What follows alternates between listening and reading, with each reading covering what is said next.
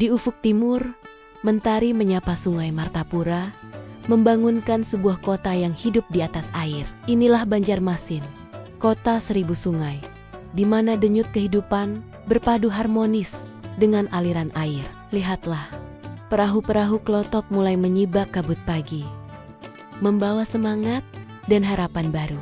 Di pasar terapung, senyum ramah para ibu pedagang merekah di antara tumpukan buah-buahan segar dan jajanan khas yang menggoda selera. Setiap transaksi bukan sekadar jual beli, tapi jalinan kehangatan yang tulus. Dari tepi sungai, arsitektur unik, rama-rama panggung menjadi saksi bisu peradaban air yang telah berlangsung selama berabad-abad. Dari ketinggian, kita bisa melihat betapa menakjubkannya jaringan sungai yang menjadi urat nadi kota ini, berkelok-kelok indah membelah daratan. Banjarmasin bukan hanya destinasi, tapi sebuah pengalaman. Datang dan rasakan sendiri pesona kehidupannya yang unik. Jangan lupa like, komen, dan subscribe untuk petualangan selanjutnya.